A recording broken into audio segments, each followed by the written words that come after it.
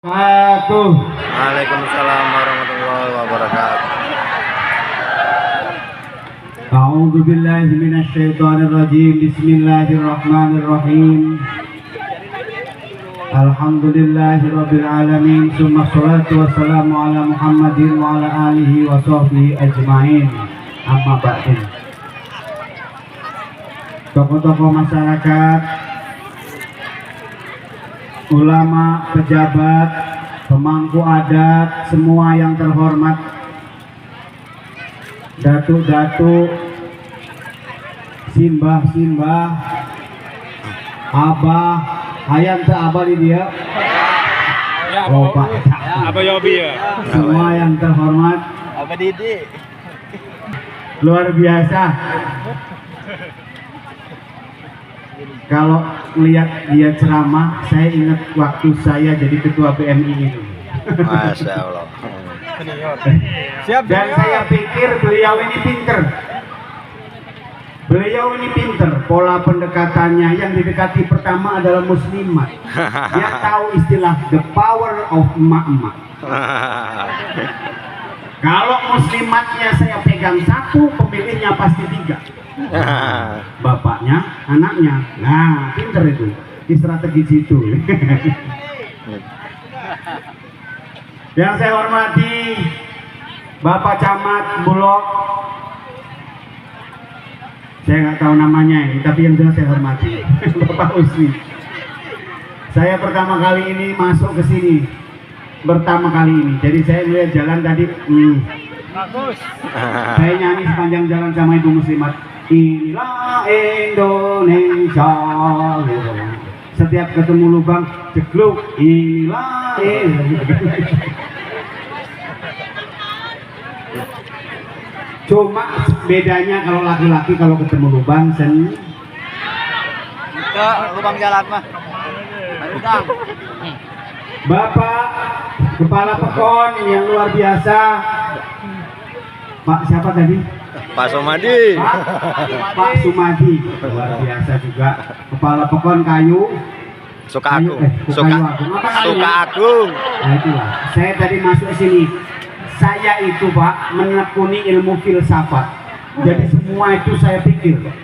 Sampai saya membuat sebuah teater Tanggamus. Saya pernah buat skenario sebuah teater. Saya beri judul Tangga Mustika. Karena Tanggamus itu sebenarnya tangga untuk meraih mustika. Saya begitu. Pas saya bulog bingung saya. Bulog diartiin apa ini? Tapi lihat murahnya Pak Sumadi langsung saya. Ini suka agung. Memang Pak Sumadi suka yang agung. Agung tuh bahasa Jawa nih. Gede. Pak Sumadi senang sing gede. Gue takoi, duit cilik apa duit gede? Gede.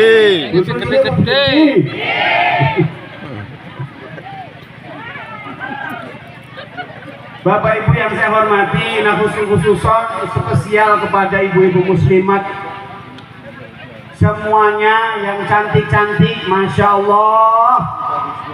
Saya kalau pengajian fatayat Pak nggak pernah sekeren ini, takut fatayatnya kecantol. Tapi kalau muslimat sengaja saya pakai jas, walaupun panasnya luar biasa, biar kelihatan keren lah gitu. Supaya mama punya gairah muda lagi, terutama yang dapat SK, punya semangat muda lagi untuk mengembangkan muslimat di Kecamatan Bulog ini. Setuju? Setuju.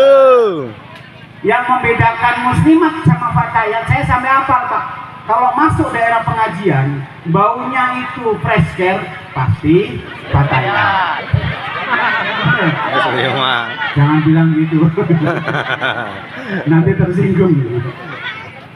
Ya, dia nggak mau. Sedang Pak fatayat itu fresh care, kalau muslimat skincare katanya. Kenapa Bu? Mak-mak sekarang nggak mau kalah sama yang muda. Coba lihat mama sekarang. Ya Allah, saya ambil bisa mana yang fatayat, mana yang muslimat. Sama-sama cantiknya. Masya Allah, cantiknya. Saya nggak bisa membedakan. Tapi apapun itu, dimanapun berada, entah fatayat, entah muslimat, atau banom-banom yang lain, selama masih berjuang untuk NU, insya Allah hidup kita selamat di dunia wal akhirah. Amin. Amin, amin ya rabbal alamin. Alhamdulillah, sehat semuanya. Alhamdulillah sehat. Ayah Sunda te, Ya Bapak. Jawane enten boten. Kakak. Lampung, Lampung, Mas. Apa ngene? Pak, saya ini orang Jawa, lahir di Lampung, makanya sebutnya Japung. Jawa. Ketika saya pulang ke Jawa, saya lama di Jawa, Pak, hampir 15 tahun itu di Jawa, lebih. Usia saya banyakkan di Jawa, tapi tetap karena saya lahir di Lampung, merasa energi, keinginan berjuang. Maka saya 15 tahun sudah hidup di Bekasi. Saya ketua yayasan, saya punya banyak lembaga. Tetap saya enggak, saya kalau mati pengen di Lampung. Pulanglah saya 5 tahun ini saya di Lampung. Pengen ikut bangun Lampung. Berikutnya, saya orang Jawa Pak, saya ngajar. Kebetulan mohon maaf Pak staf ahli, saya bantu di pesantrennya Ibu Muslimat itu. Ibu Muslimat itu punya pesantren Riyadul Ilmi di Banjarmanis. Nah, atau orang Semenda Keruan, kawan Banjarmanis? Wah,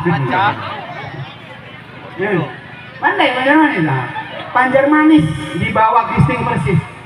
Ada 3 pondok di situ, yang paling atas namanya Pondok Riyadul Ilmi, pengasuhnya adalah beliau Ibu Ketua Muslimat. Di dalamnya ada sekolah madrasah sanawiyahnya, saya mangku di situ, saya ikut ngabdi di situ, saya ngajar di situ. Nyari guru bahasa Lampung nggak ada. Ketua bujangnya di situ namanya Rijal, saya datengin, Rijal itu, abdi bang. Nah, ngajar Lampung, bahasa Lampung.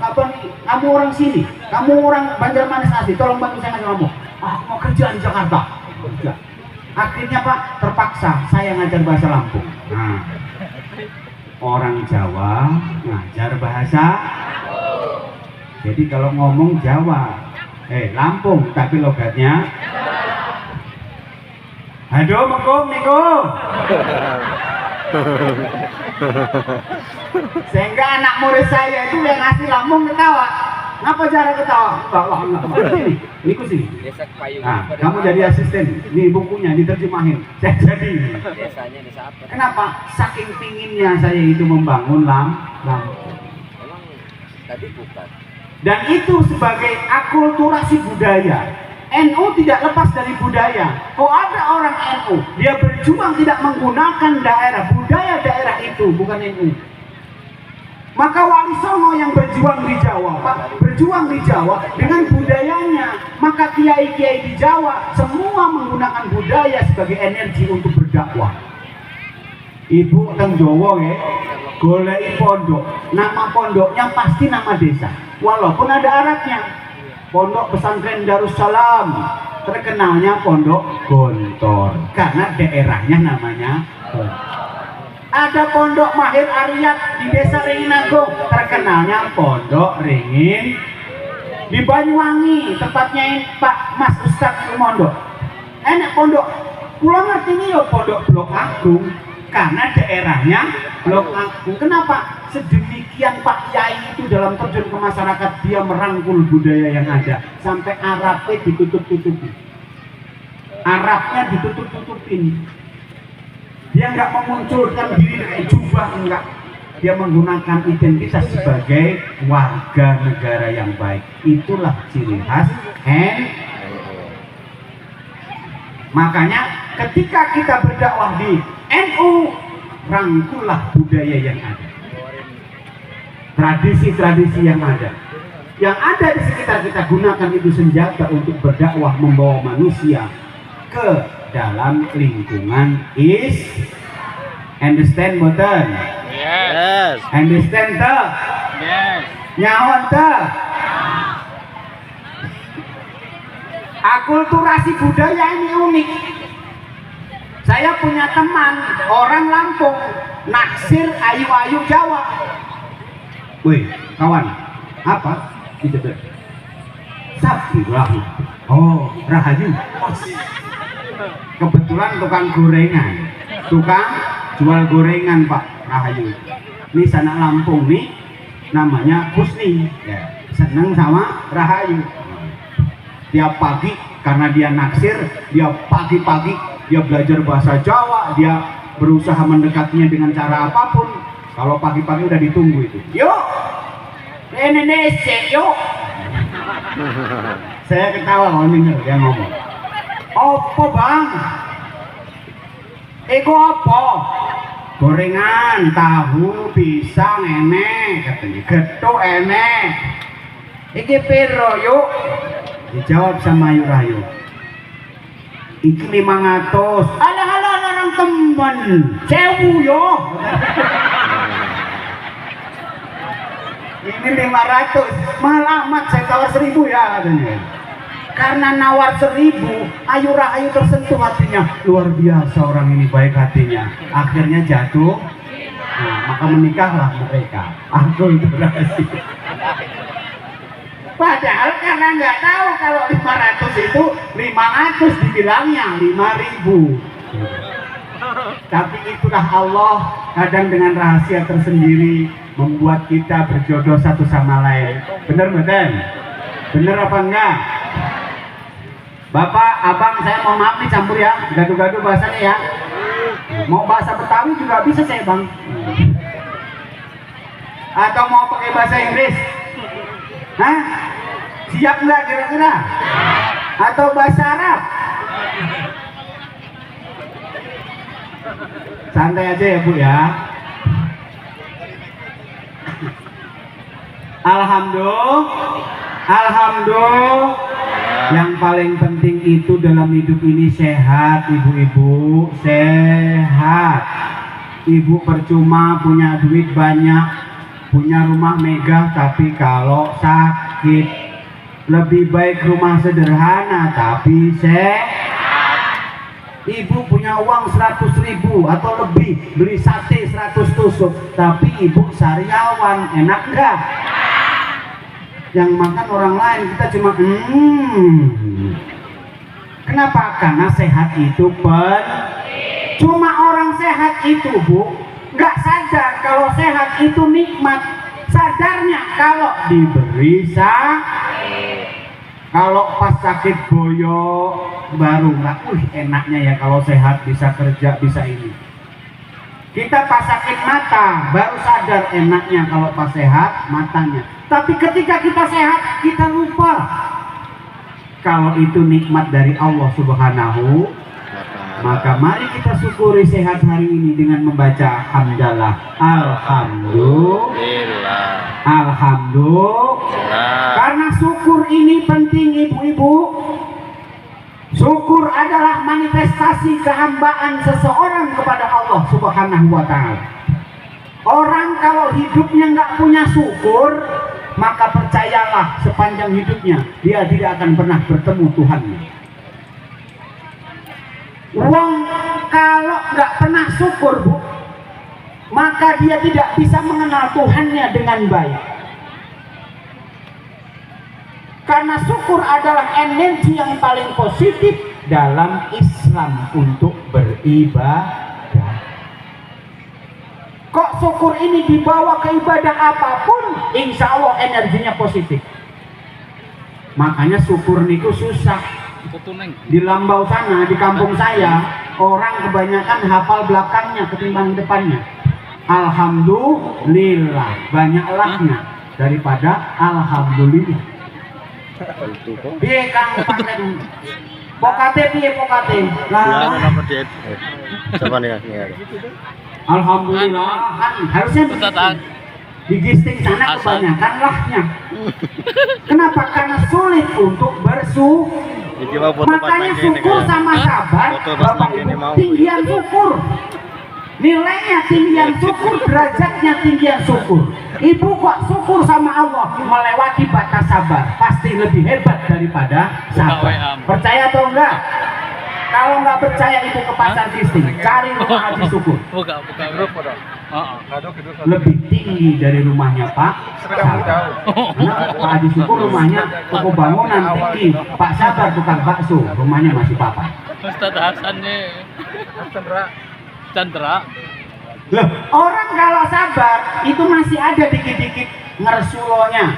Bahasa Jermannya ngersulo. Tahu ngersulo? Ngeluh. Bi kabare yo piye meneh jenenge anu selang sabar meneh.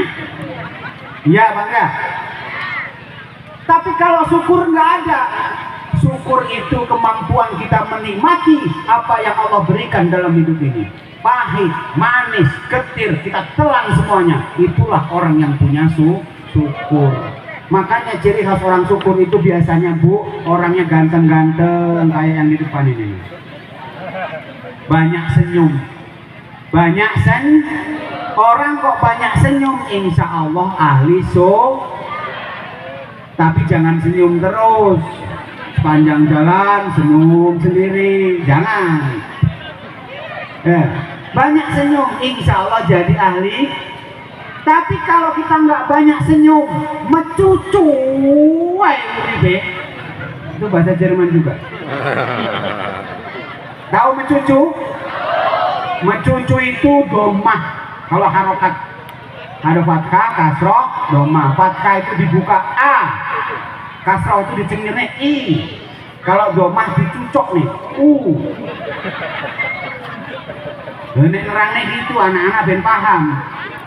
Di fathah, fathah itu kebuka, mulutnya dibuka A, I, U. Domah apa Pak? Domah itu mengumpulkan dua bibir jadi maju U. Coba mau nipu tanpa mengumpulkan bibir, bisa nggak? Bisa. Jangan banyak mecu. Pulang dari sini senyum. Dia pengajaran itu, alhamdulillah panas tenang, remeh dipasti.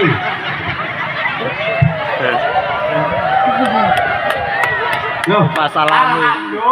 Alhamdulillah. Akhirnya aku nganggo koran nganggo kipasang. Tekan omah semutanku mari ternyata. Alhamdulillah. Ya Banda, mari kita nikmati, tidak usah banyak ngeluh. Kita nikmati yang ada. Ada air putih, kita nikmati. Itulah orang yang ahli syukur. Maka orang yang ahli syukur niku biasanya banyak senyum. Akeh senenge timbang susahe. Walaupun di rumah cuman punya sayur kol karo tempe, tapi wis seneng ati. Ora mikir nih daging tangga. Benar badan? Maka waktu sehat, ayo kita syukuri. Kayak ini kalau sing sosialita. La la la la la la la la la la la. Ini lagu yang Ibu. Waktuku kecil aku tak. Bukan itu.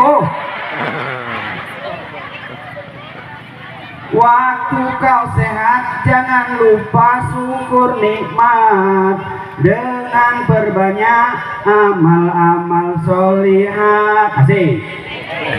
Rajin mengaji, jangan kau tinggalkan sholat, agar hatimu ayam penuh rasa taat.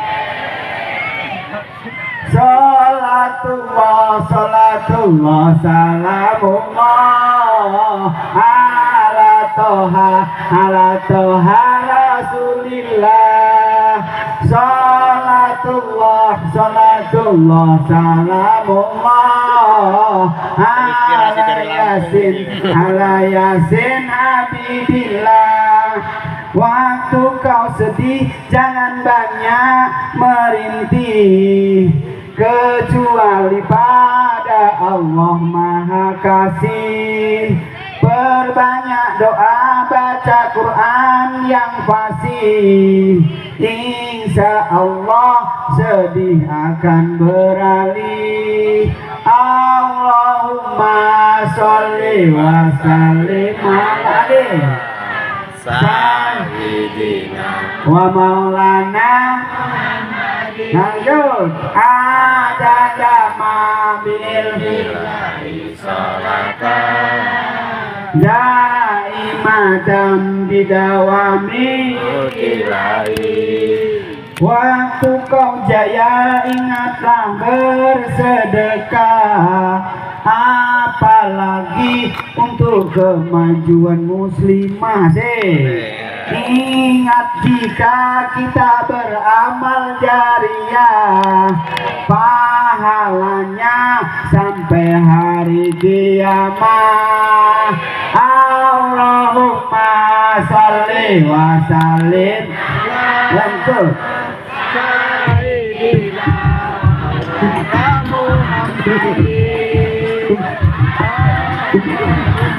Tunggu.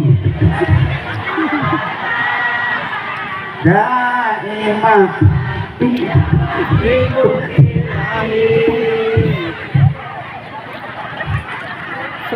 mau digendangi kok malah mandek.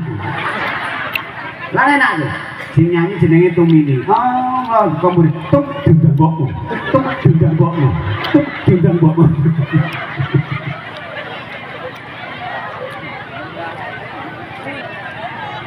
Bapak Ibu yang saya hormati, alhamdulillah.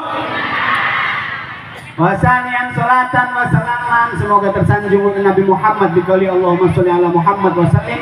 Allahumma sholli ala Muhammad wasallim. Allahumma sholli ala Muhammad wasallim. Wasalisan, thank you very much to Miss Optimism atas waktunya. Semoga ada manfaatnya untuk saya, umumnya kepada semuanya. Amin ya robbal. Bapak Ibu, waktu saya nggak panjang, tadi sudah dihabisin sama Pak DPR. Jadi insya Allah hari ini amplop saya ditambah oleh Pak D. Pak, ojo ngarep amplop. NU nggak boleh ngarep-ngarep Di sini. cincai lah. Bang ini santai Bang Edi. Bang Edi jangan tersinggung ini. Santai Bang Edi. Kalau Bang Edi tersinggung silakan datang ke pondok saya. Jangan lupa bawa sedekah buat santri-santri. Bapak Ibu yang terhormat, nasihat ini menjadi penting ketika kita akan meningkatkan kualitas ibadah kita. Bu, kalau ibu sehat, semua enak, semua sehat. Sholat, rukuk sempurna, sujud sempurna, enak atau enggak? Doa kita bisa mengangkat tangan dengan sempurna, enak atau enggak? Kemarin saya berkunjung ke rumah saudara, doa udah nggak bisa, kena stroke lemah begini.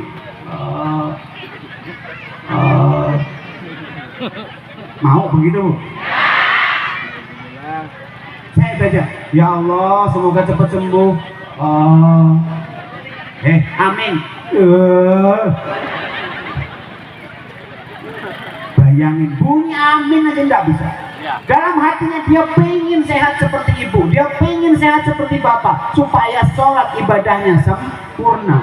Maka ketika diberi sehat, bersyukurlah, manfaatkan sehat kita untuk beribadah kepada cantangan naik bu. Kalau pernah cantangan nang jempol, anak sujud raiso bu. Tahiyat akhir, mau jempolnya mau manjat di cantangan, ada. Bisu lanjang, mau tahiyatul mubarakatuh sholawatu, tahiyat akhir pantat dipasin dulu. Ada. Baru tahiyat. Sholawatu ada. Pasti ngalami bu. Sholat ngomong ada batal enggak bu? Batal enggak? Batal. Mana sholat? Ada. Sama ada orang jadi imam santri, ada santri saya namanya Sauki, itu saya suruh sholat subuh. Sholat apa pak? Sholat subuh. Emang ada ya pak sholat itu namanya subuh? Tamat SD mondok tempat saya nggak tahu kalau ada sholat namanya sholat. Bayangin. Maka ketika dia sholat Allahu Akbar, nengok temennya, pas belum? Allahu Akbar, udah pas belum? Sing belakang kode wae, kurang pas tangannya. Sini saya gantiin aja, mundur, oke, udah maju. Allahu Akbar. Pas kan? Oh, ini goblok. Bapak Ibu, sebelum saya lanjut ke sehat, pentingnya pendidikan agama. Ini titipan dari Ibu Muslimat. Kenapa? Karena Bu, zaman sekarang itu udah zaman digital, era digital, era digitalisasi, semuanya serba mesin, semuanya sudah era digital Bu sekarang ini. Sampai istri aja ada istri virtual. Serius? Sampai cari itu AI, aplikasi AI, ada yang namanya Pipit, ada yang namanya Mona, ada yang banyak. Install Mona, terus diurip nih HP nih. Mona, hari ini aku pakai baju apa? Muncul nganggu baju buruan dok. Hai, hari ini bajuku putih. Jangan lupa pengajian muslimat. Tapi udah. Tuh serius Pak, zaman sudah canggih. Tuh, makanya saya setuju dengan tema ini. Ibu-ibu harus melek digital, melek digital. Karena kalau ibu-ibu sekarang nggak ngerti HP, nggak ngerti aplikasi, dibohongi sama anak-anak. Anak-anak download yang macam-macam itu nggak tahu Ibu. Iki opo tole? Padahal membahayakan. Benar apa enggak? Kalau ibu-ibu nggak paham sama digital, ibu-ibu akan kesalip sama anak-anak. Anak-anak kita nggak ada yang ngontrol. Karena sekarang kejahatan bukan hanya di lapangan, begal yang di luar tuh nggak seberapa bahaya. Tapi begal akidah yang ada di HP itu yang bahaya. Setuju?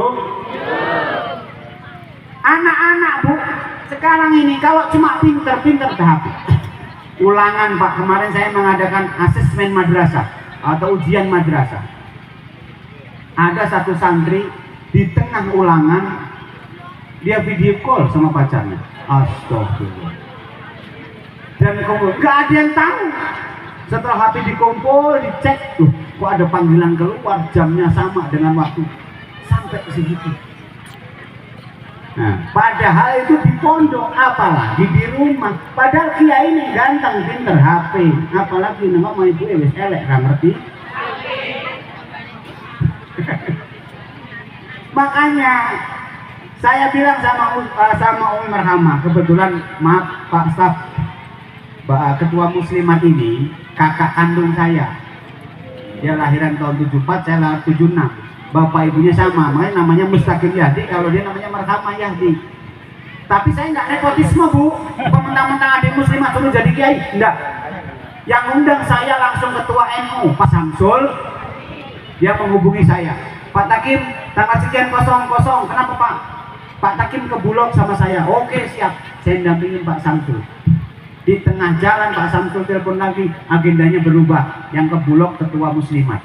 Nah, berarti saya enggak nepotisme ya, bukan karena kakak saya ketua muslimat terus adik dadene kiai, no. Rapat enang jadi kiai Bu. Saya Bu. Saya kalau boleh milih-milih jadi petani Bu enak. Coba Bu, enak mana Pak Guru, Pak Yai karo Pak petani? Enak jadi Pak petani. Wah, Pak Yai kira enak begitu. Numpak nggak Yai? Awal Masya Allah. Betul. Nek Pak Tani enak Pak. Pagi bar ngopi mangkat sawah udah tutut. Karo mlaku yo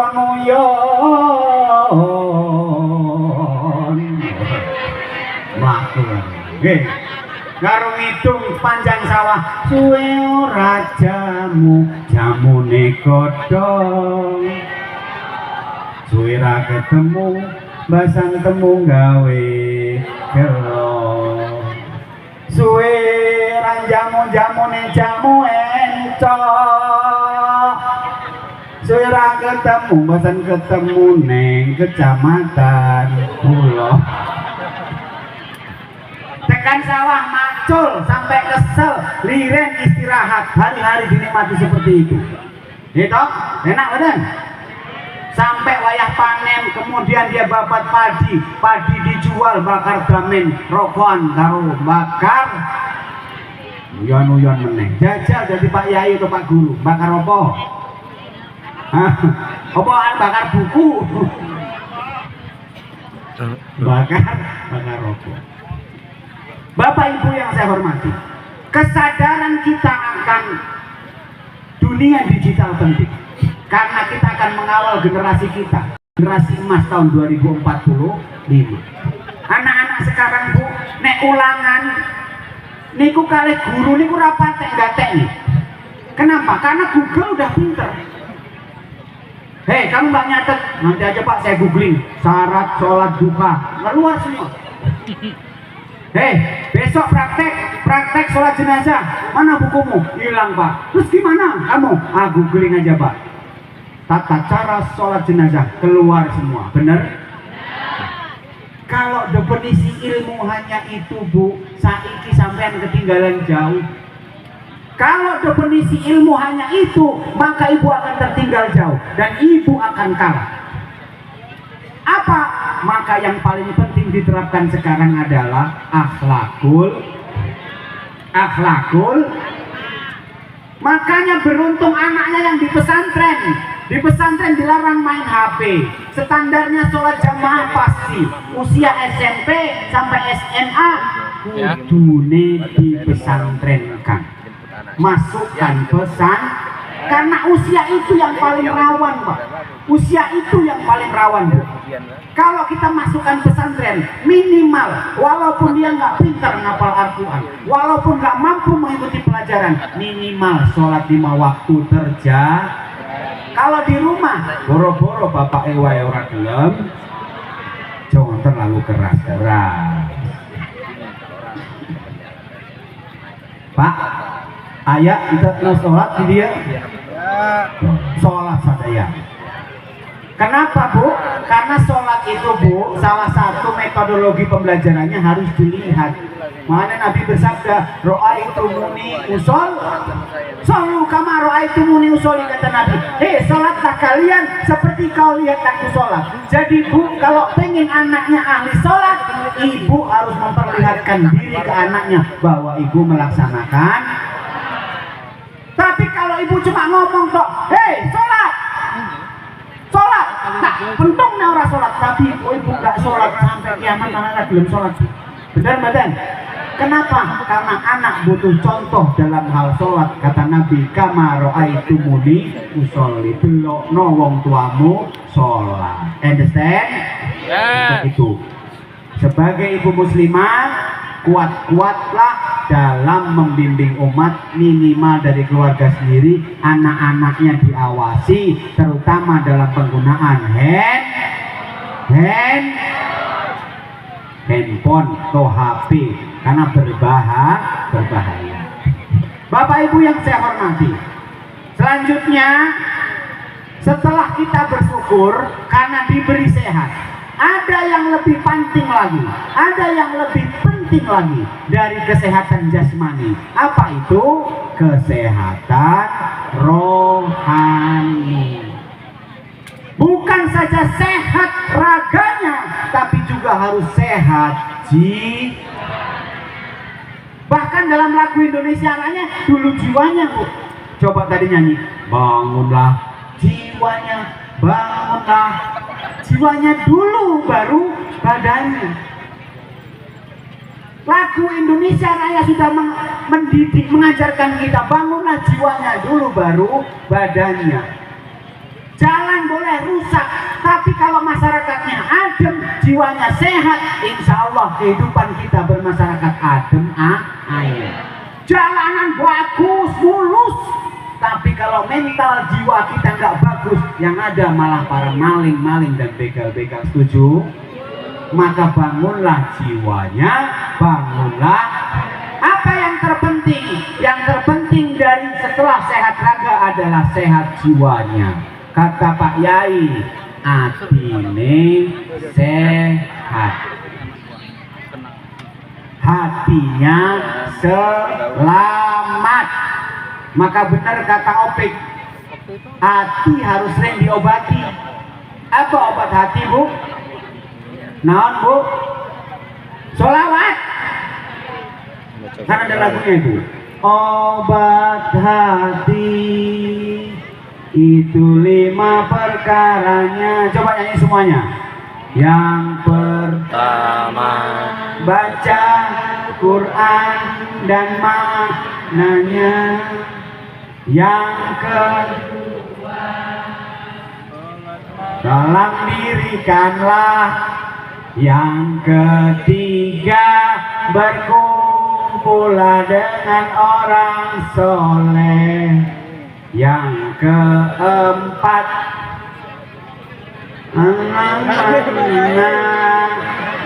yang kelima, zikir malam perpanjanglah. Salah sawijine sapa bisa ngelakoni, insya Allah Gusti badani. Bu, kalau pengen badan sehat ibu minum jamu. Tapi kalau pengen hati kita sehat, ada 5 langkah yang sudah kita kenal. Pertama, baca Quran dan baca Quran, dilihat maknanya, apa maksudnya. Jangan baca-baca aja, Pak, tapi nggak tahu saya, Pak. Dulu ngaji gini aja, nggak tahu artinya. Nah, itu kesalahannya. Belajarlah. Maka kalau beli Quran, usahakan yang ada artinya. Oh, maksudnya Allah. Aqimis sholat, laksanakan sholat. Oh, berarti ini perintah untuk melaksanakan. Jangan kayak orang, namanya siapa anakmu? Ahmad. Ahmad siapa? Ahmad Kafirun. Loh, yang bener aja. Kok Ahmad Kafirun? Waktu di rumah saya lagi lahiran anak saya, ada Pak Yai sebelah lagi baca surat Qul ya ayyuhal kafirun. Nama anaknya dinamai Ahmad karena dia baca Quran tapi nggak tahu. Yang kedua, Bu, Quran itu meneduhkan. The power of Quran. Kok Quran jenengan cedeki, jenengan hafal, jenengan baca, dia seperti ruh, seperti punya jiwa yang menghampiri kita. Makanya Quran itu kalau dibaca, coba kamu dengerin surat-surat Al-Quran, berbeda. Ibu habis dengerin lagu apa remix, dua tiga, pulang terus ngerone anak yang baca Quran, a'udzubillah, beda dimensinya. Adem kalau baca Quran, karena Quran punya ruh, punya jiwa. Maka deketi Quran, baca, maknai, sehingga kita tahu dan jadikan Quran itu sebagai imam kita. Oh, ibu punya anak yang baca Quran, senang apa enggak? Kadang ibu ketika anaknya ngaji pelan-pelan di sudut kamar, a'udzubillahi minasyaitonirrajim. Ibu mau pergi itu lek sayang, sebentar dengerin dulu. Tabbat yada abi lahabin wa tabbat yada abi lahabin wa tabbat yada abi lahabin wa tabbat. Ibu yang ngurungani itu kok gak rampung-rampung ibu. Karena anak yang bisa baca Quran nyenang nih hati. Nah, jadi yang pertama, kalau ibu pengen punya jiwa yang sehat, punya hati yang sehat, perbanyaklah baca. Pak, saya nggak bisa baca ngaji, Bu. Sebisanya ngaji, saya nggak bisa, saya harus ikro nggak apa-apa. Baca, saya pernah ngajar seorang jaksa di Bengkulu Selatan, itu ngaji ikro lagi. Padahal beliau itu seorang jaksa, tugasnya di Bengkulu Selatan ngaji, saking pengennya dia baca Quran. Kalau dia alif fathah, alif kasroh, alif doma, mim fathah, ta fathah, mim doma.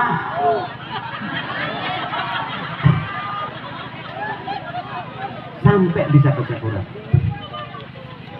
Kalau kita dekat dengan Quran, insya Allah hidup kita selamat di dini wa dunya wal akhirah. Amin ya robbal.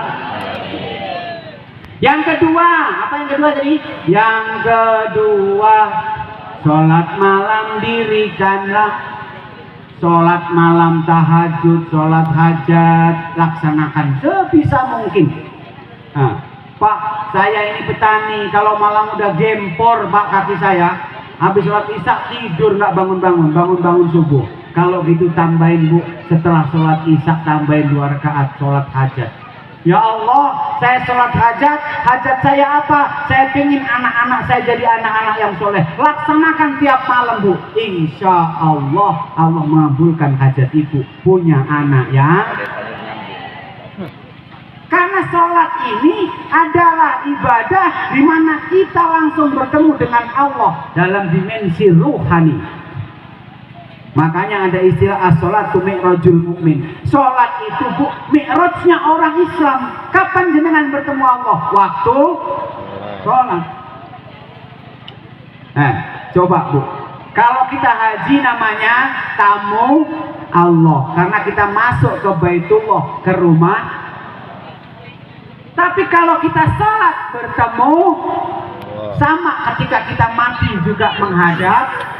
Jadi antara sholat sama mati sama-sama menghadap. Maka sholatlah yang serius, karena itu pelatihan mati pertama di bumi.